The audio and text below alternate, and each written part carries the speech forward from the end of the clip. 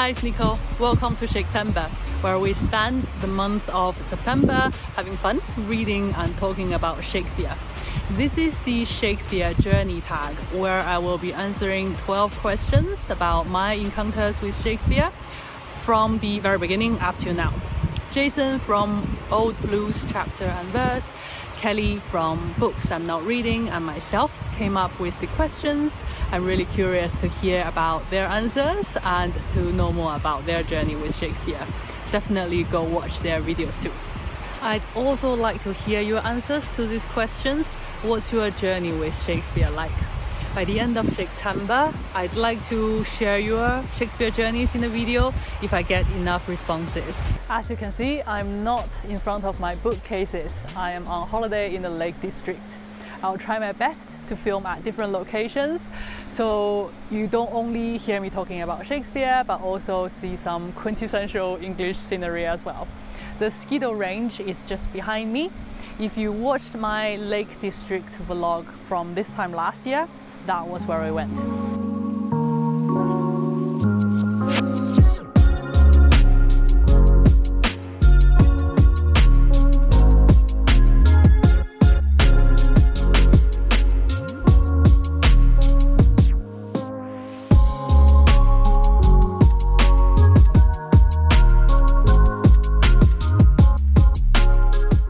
Question 1. What was your first experience reading Shakespeare and what was it like? Like I said in the announcement video, Shakespeare was not in my school curriculum, unlike a lot of you. Some of you who had unpleasant experience might be thinking, lucky you, but I'm sure some of you who loved your English teacher can agree that I missed out on this. But whatever your opinion on English classes, my encounter with Shakespeare happened long after I finished school or university. It was only about 2 years ago, so I'm really a beginner. But I guess my advantage was that I started reading Shakespeare when I decided I wanted to read Shakespeare, or more accurately, when I realized I couldn't avoid or neglect him anymore.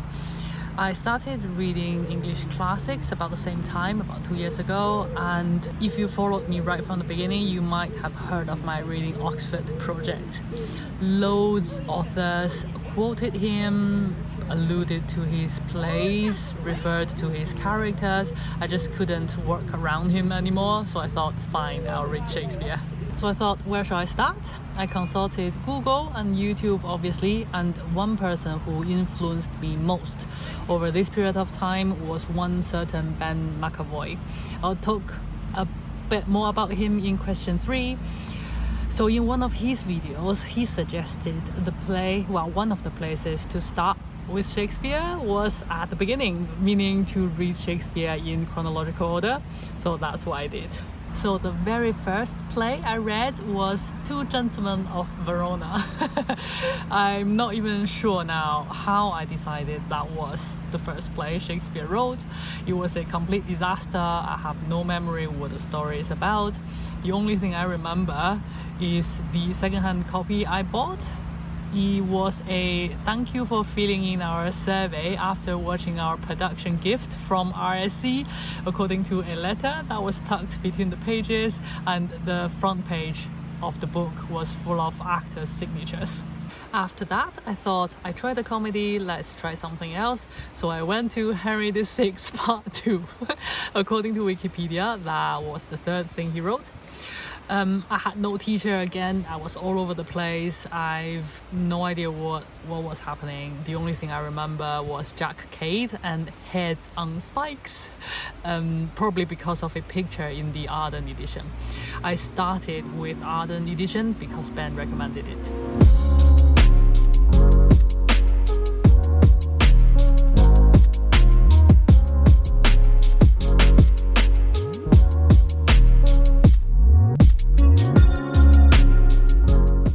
Question 2. Has the reading of a Shakespeare play ever brought you to tears? What scene was it and where were you when it happened? As far as I can remember, it only happened once. It was Julius Caesar, Act 5, Scene 1, where Brutus and Cassius said farewell and went their separate ways onto the battlefield, knowing they will probably not see each other again and they will die. And whether we shall meet again, I know not. Therefore, our everlasting farewell take. Forever and forever farewell, Cassius. If we do meet again, why, we shall smile. If not, why then, this parting was well made. Forever and forever farewell, Brutus.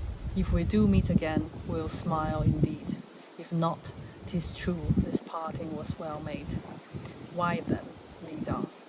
In both productions I watched, I paid close attention to that scene, but funny, neither brought tears to my eyes, but reading it in my little corner of the living room definitely did.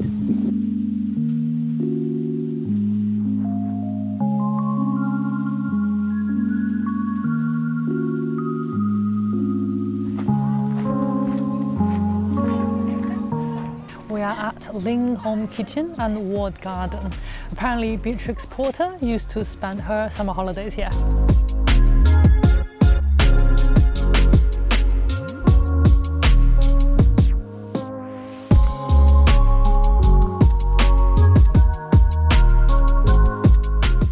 Question 3. Are there any people that have played a significant role in your Shakespeare journey? So in chronological order, I learned a lot from Ben McAvoy. I tried to find the same videos I watched at the beginning of my Shakespeare journey, but I don't seem to be able to find them anymore, so I can't remember exactly what he said. But what impacted me most was his passion for Shakespeare. I found his videos and then I thought, if someone can be so enthusiastic about something, whatever that thing is, I'd like to give it a try. The second thing I internalized is Ben's advice to produce a little something for every book you read, a blog post, a book review or a video. So every book I read now, I produce a standalone video or at least mention it in my monthly wrap-up. It has become such an intrinsic part of my reading process. I didn't remember that this was an advice from Ben just from 2 years ago. There are a lot of wonderfully helpful resources on Ben's website and his YouTube channel about Shakespeare and literature in general. He also produced a podcast and his book club is reading Henry IV, I think, and Merchant of Venice at the moment, according to my reliable informant Anil. I'll link all of that in the description box. Ben started me off and Jonathan Bates' articles, books and interviews carried me further. What's in common between them is a passion for Shakespeare and literature as a way of life. It's quite hard to pin down and explain, but I really admire it. Jonathan Bates' memoir, Mad About Shakespeare, and his article on the production history of Much Ado About Nothing introduced me to the world of Shakespeare and theatre for the very first time. I gawped at this wonderful new world as I read every page.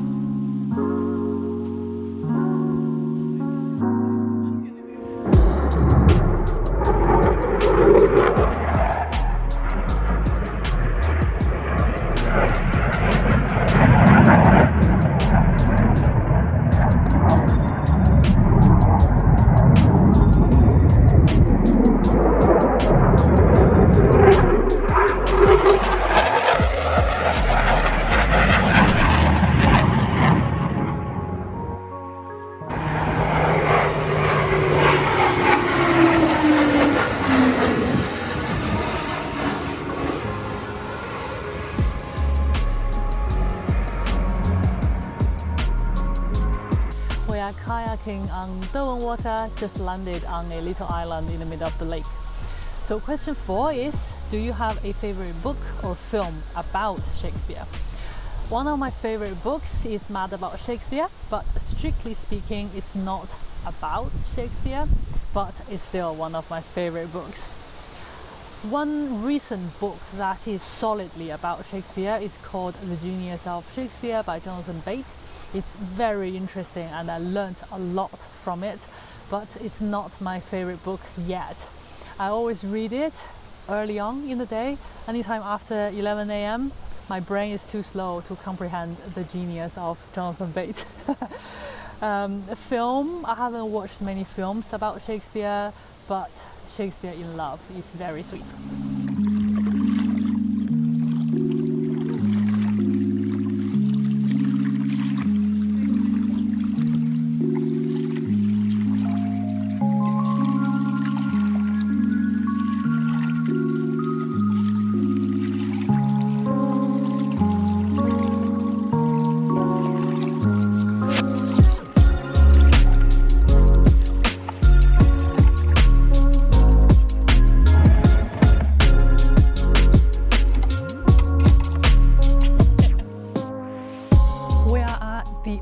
Keswick train station. Trains don't come here anymore, but I'm standing on what used to be the platform. So question number 5 is, which character in Shakespeare most resembles you, and in what ways? So it is Beatrice from Much Ado About Nothing. Before I go on to explain, just to say a little bit about Much Ado About Nothing. It has a special place in my heart. It's a major milestone on my Shakespeare journey. This is the play that converted me from a reluctant student forcing myself through my DIY Shakespeare education to an enthusiastic reader and theatre goer who notes down a lot of the Shakespeare shows around the country in her diary. 3 things happened. 1, the concise but fascinating article about the history of theatre productions in the RSC edition of Much Ado About Nothing, edited by Jonathan Bate. I was amazed by the flexibility of the play, and I devoured that article. The fact that you can interpret the play in so many different ways. You can set it in so many different time periods, geographical locations. You can have actors from in their teens to in their 50s to play the roles and still not break the story. It was eye-opening. The second thing was the BBC Radio Shakespeare production featuring David Tennant. The characters were suddenly not ink on paper anymore. They became real people, and it triggered an emotional response from me for the very first time. Lastly, the 2022 Globe Theatre production of Much Ado About Nothing in London. That was the first ever Shakespeare show I watched. I laughed and cheered and couldn't sit still on my patch of the bench. Beatrice herself, she's witty and bold, and she's extremely loyal to her friends. Those are the excellent qualities I don't claim to have, but we are alike in the sense that we show our affection through banter and insults. So instead of saying, "I'm so glad to see you again," Beatrice says, "I wonder that you will still be talking. No one marks you." Question 6. Which play would you most like to see performed in the theatre, and why? I've been fortunate enough that almost everything I've read so far I've watched on stage. Among the ones I haven't watched on stage, Coriolanus is my favorite. So I've seen the wonderful film version by Ray Fiennes, but I'd like to see it live too. If it is an immersive theatre experience like the one at National Theatre, I'd like to see a crazy comedy like A Midsummer Night's Dream. Question 7. What actor throughout history would you most like to have seen play Hamlet while in his prime? I'm ignoring the throughout history bit because I'm not very familiar with actors in the past, and my choice is Ben Whishaw. I'm also ignoring the in his prime bit because for Shakespeare roles alone, I've seen him play Richard II in Richard II and Brutus in Julius Caesar. Both are amazing. But he's still very young. He's in his 40s. The best of Ben Whishaw is yet to come. He played the role of Hamlet in 2004, a theatre production directed by Trevor Nunn, when Ben Whishaw was only 24. I watched a few clips on YouTube and he was already amazing. You can watch an interview of Trevor Nunn and Ben Whishaw talking about it on YouTube. I will put the link in the description box. I would love to see him play Hamlet again. Before I move on to the next question, I know Benedict Cumberbatch was Hamlet in 2015. It was a theatre production recorded live in Barbican in London. National Theatre, when are you putting it on your online streaming platform? I'm waiting. Number 8, deliver your favorite speech or soliloquy from a Shakespeare play. This is from A Midsummer Night's Dream, Act 4, Scene 1. I have had a most rare vision. I have had a dream past the wit of man to say what dream it was. Man is but an ass if you go about to expound this dream. Methought I was... There is no man can tell what. Methought I was, and methought I had, but man is but a patched fool if he will offer to say what methought I had. The eye of man has not heard, the ear of man has not seen. Man's hand is not able to taste, his tongue to conceive, nor his heart to report what my dream was.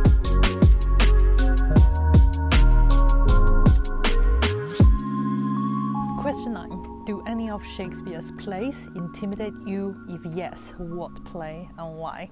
Yes, the English history plays, for 2 main reasons. First of all, there are a lot of names to remember, and they are all called Richard, Edward or Henry. It's mighty confusing. And also, I don't get the relationship between them, who's on York side, who's on Lancaster side. On top of that, the stories are mostly about kings and queens, politics and battles. I find it less relatable. But since I started watching The Hollow Crown, I love English history plays now, which links us to the next question. Number 10. What tips would you give to intimidated readers coming to Shakespeare for the first time? Welcome to the club. I'm intimidated too. My biggest tip for intimidated fellow beginners is to watch the shows. Live on stage or recorded shows on screen, it doesn't matter. Pick good productions and enjoy it. This video is rapidly growing out of control, so I will share the reason as well as my other tips in a separate video. Watch this space. We're in Booth. It's a supermarket you get in the Lake District. I want to show you something.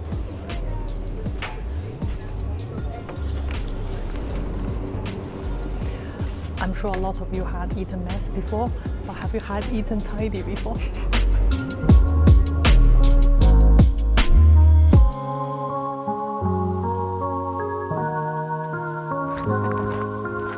Question 11. Which is your favorite Shakespeare play and why? At this point in time, it's A Midsummer Night's Dream. Reason 1, the show I watched was extraordinary and mind-blowing. Before I watched this, I didn't know theatre could be magical. And reason 2 is the story itself. It's both dreamlike and nightmarish. It takes you from uptight social convention, law and obedience, to animal instinct and naked desire. I particularly love how the 2 women fight for love. It's not a pretty sight, but compared to Romeo and Juliet, for example, it's just really satisfying to watch and imagine putting myself in their shoes to run after the person I love. And lastly, I watched the show with people whom I love very much. Right, I'm going to tag a few booktubers now. I'd like to tag Ben McAvoy because of everything I said earlier. Thanks, Ben, for being my first teacher and motivator. I'd love to hear your journey with Shakespeare. Katie from Books and Things. Katie doesn't talk much about Shakespeare on her channel, but reading between the lines, I think she's familiar with his works and she loves theatre too. And Valerie from Thornfield Books is a booktuber who mentions Shakespeare in her videos all the time. She studies English. I'd love to hear her story too. If you know any booktubers who love and talks about Shakespeare, please let me know. I'd love to make more Shakespeare friends. Like I said at the beginning, I'd love to hear your answers too. Obviously, you don't need to answer all of them, just any that trigger an immediate response.